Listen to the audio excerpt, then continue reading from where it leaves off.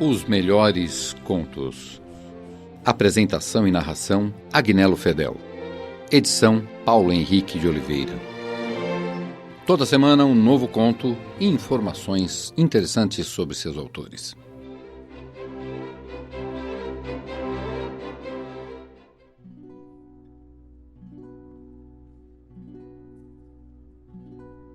James Augustine Aloysius Joyce, mais conhecido como James Joyce, foi um dos maiores escritores da língua inglesa do século XX.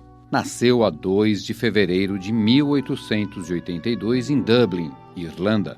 Joyce recebeu na infância a rígida educação oferecida pelos padres jesuítas, contra a qual rebelou-se tempos depois. Foi aluno da Universidade de Dublin, onde teve aulas de inglês, francês e italiano, além de participar de grupos de teatro. Em 1902, vai para Paris a fim de estudar medicina, porém retorna à Irlanda no ano seguinte, devido à morte de sua mãe. Trabalhou então como professor particular, mudando-se em seguida para Zurique. Em 1904, conheceu Nora Barnacle e convenceu-a a ir morar consigo. O jovem casal passou algum tempo no atual Croácia, porém, em 1905, mudou-se para Trieste, na Itália, onde, excetuando-se alguns meses de viagem, viveu até junho de 1915. James e Nora tiveram 2 filhos, uma menina e um menino. O primeiro livro de Joyce, uma coletânea de poemas intitulada Música de Câmara, foi publicado em Londres em 1907 e, em 1914, publicou Dublinenses, um livro de contos, do qual tiramos o conto de hoje. Com o início da participação da Itália na Primeira Guerra Mundial, Joyce viu-se obrigado a mudar-se para Zurique, onde viveu até 1919. No período em que lá esteve, publicou 2 obras, um retrato do artista quando jovem e Exilados, sendo este uma peça, e aquele primeiro um livro, um romance. Retornou para Trieste brevemente após o armistício e decidiu mudar-se para Paris, com a finalidade de obter mais facilidade na publicação de Ulisses, um livro em que trabalhou desde 1914. Ulisses foi publicado na data de seu aniversário, no ano de 1922, e trouxe para Joyce fama internacional. Neste mesmo ano, começou a trabalhar em outra obra, Finnegans Wake, que possuía uma linguagem totalmente elaborada especialmente para esta obra. Publicou este projeto em 1939, mesmo estando extremamente preocupado com problemas num olho e muito abalado pela doença mental de sua filha. Após o início da Segunda Guerra Mundial, mudou-se para a França, que ainda não tinha sido ocupada, retornando tempos depois para Zurique, onde faleceu em 13 de janeiro de 1941. De James Joyce, Eveline. Sentada à janela, contemplava o crepúsculo invadir a avenida, recostar a cabeça na cortina e sentia o odor poeirento do cretone. Estava cansada. Poucas pessoas cruzavam a rua. O morador da última casa passou a caminho do lar.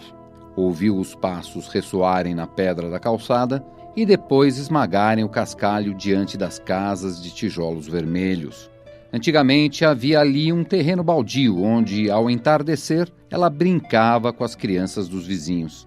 Mais tarde, um homem de Belfast comprara o terreno e construíra casas nele. Não como aquela em que morava, pequena e escura, mas casas de tijolos claros e telhados luzidios. As crianças da avenida costumavam brincar naquele terreno.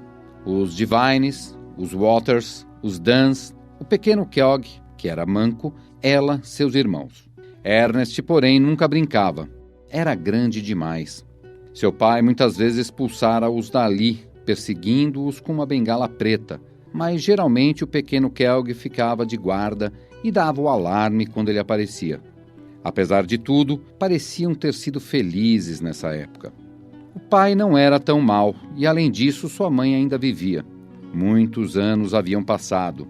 Ela, seus irmãos e irmãs tinham crescido. Sua mãe estava morta. Tiz e Dan também morrera e os Waters haviam retornado à Inglaterra. Tudo se modifica. Agora também ela iria partir, abandonar o seu lar. Lar. Correu os olhos pela sala, revendo os móveis familiares que ela ano após ano espanava todas as semanas, perguntando-se de onde poderia vir tanta poeira. Talvez nunca mais voltasse a ver aqueles objetos de que jamais sonhara separar-se. Entretanto, em todos esses anos, não conseguira saber como se chamava o padre cuja fotografia amarelada pendia na parede sobre o harmônio quebrado, junto à gravura colorida em louvor a Santa Margarida Maria Alacoque. Fora colega da escola de seu pai, e este, ao mostrar a fotografia a uma visita, costumava dizer: "Está em Melbourne agora." Havia concordado em partir, em deixar seu lar. Seria sensato? Tentou pesar os prós e contras de sua decisão.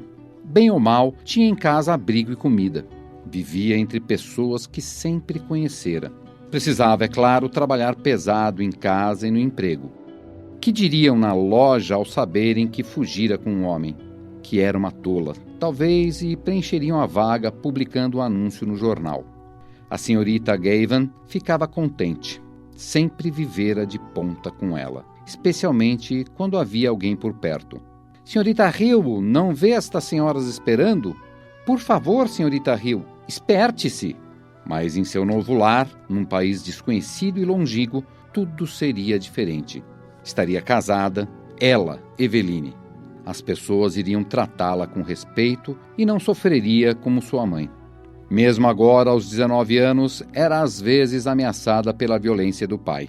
Sabia que era essa a causa de suas palpitações. Por ser menina, ele nunca se importara com ela quando criança, como fizera com Harry e Ernest. Nos últimos tempos, porém, dera para ameaçá-la e dizer que só cuidava dela em respeito à memória de sua mãe. E já não havia ninguém para protegê-la. Ernest estava morto, e Harry, que trabalhava na decoração de igrejas, encontrava-se quase sempre viajando pelo interior. Além disso tudo, as inevitáveis discussões por causa de dinheiro nas noites de sábado começavam a fatigá-la de modo insuportável. Empregava na sala todo o seu ordenado, 7 shillings, e Harry enviava sempre o que podia, mas era difícil arrancar alguma coisa do pai. Dizia que ela desperdiçava, que não tinha cabeça, que não daria seu dinheiro duramente ganho para ser jogado fora, e coisas ainda piores, pois geralmente estava embriagado no sábado à noite.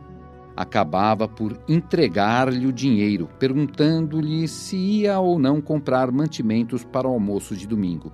Ela então saía correndo a fazer compras, comprimindo a mão a bolsa de couro preto, enquanto abria caminho através da multidão. Voltava para casa carregada de pesados pacotes. Trabalhava para manter tudo arrumado e fazer com que as 2 crianças, deixadas ao seu cargo, se alimentassem direito e não se atrasassem para a escola.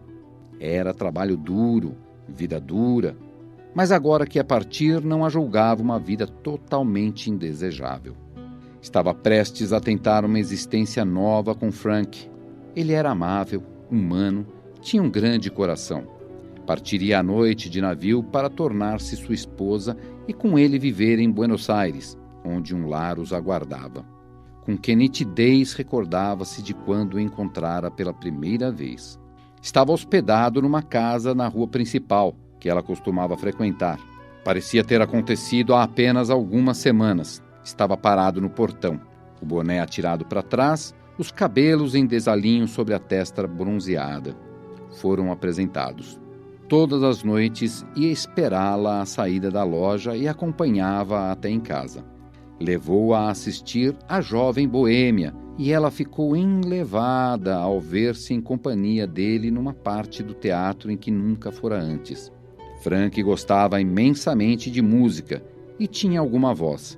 Todos sabiam que estavam namorando e quando Frank cantava a canção sobre a jovem que amava um marinheiro, ela sentia um agradável embaraço. Brincando, ele chamava de minha papoula. Nos primeiros dias, experimentara a emoção de ter um namorado. Depois, começara a amá-lo.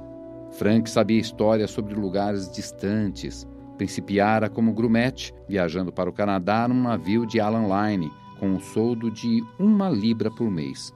Disse-lhe os nomes dos navios em que havia trabalhado e das diferentes companhias de navegação. Atravessara o Estreito de Magalhães e contou-lhe histórias sobre os terríveis Patagônios. Fixara-se em Buenos Aires e voltara à velha pátria apenas para passar as férias. O pai, naturalmente, descobrira o caso e proibira-a de conversar com Frank. "Conheço esses marinheiros", disse ele. Os dois homens tiveram uma discussão, e depois disso viu-se obrigada a encontrá-lo às escondidas. A noite adensava na avenida. A alvura das duas cartas em seu regaço tornava-se indistinta. Uma era para Harry e a outra para o pai. Ernest fora o seu preferido, mas gostava também de Harry. Notara que o pai estava ficando velho. Ele faria falta. Às vezes ele sabia ser agradável. Havia pouco tempo, ela passara um dia na cama, doente, e ele havia preparado torradas na lareira e lido uma história de fantasmas para distraí-la. De outra vez, no tempo em que a mãe ainda vivia, tinham ido todos a um piquenique na colina de Hort. Recordava-se dele pondo o chapéu da mulher para divertir as crianças. O tempo corria e ela continuava sentada à janela com a cabeça apoiada na cortina, aspirando o poeirento odor do cretone. Ouvia lá de longe na avenida o som de um realejo. Estranho que viesse tocar ali naquela noite, como para lembrar-lhe a promessa que fizera a mãe, promessa de tomar conta da casa enquanto fosse necessário. Recordou-se da noite em que a mãe morrera. Viu-se novamente no quarto fechado e escuro, no outro lado do vestíbulo, ouvindo, lá fora, melancólica canção italiana. Reviu a figura do pai, retornando impertigado ao quarto da enferma, exclamando: "Malditos italianos! Vir justamente aqui!" Enquanto divagava, a pesarosa visão da vida de sua mãe feria-a na própria carne. Uma existência de sacrifícios banais, terminada em loucura.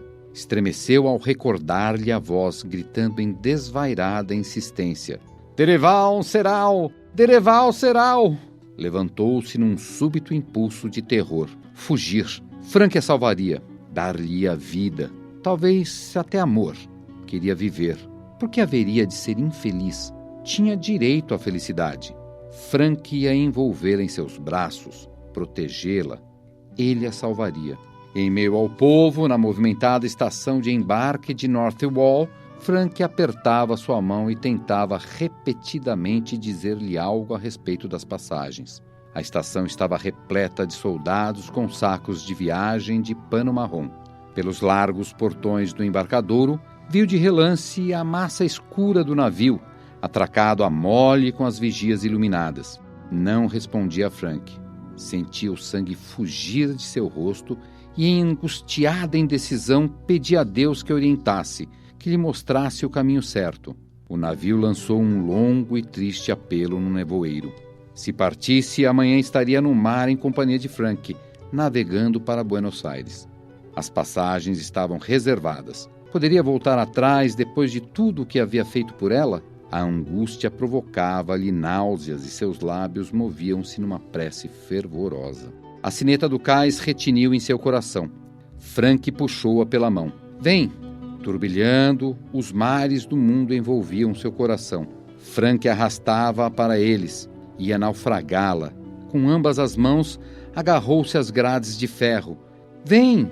"Não, não, não, era impossível."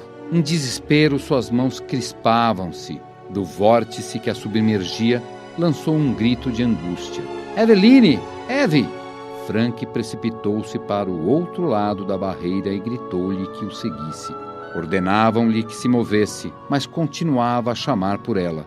O rosto pálido, inerte, Eveline fitava-o como um animal condenado. Não havia em seus olhos sinal de amor ou de saudade. Parecia nem mesmo reconhecê-lo. Vocês ouviram de James Joyce, Eveline.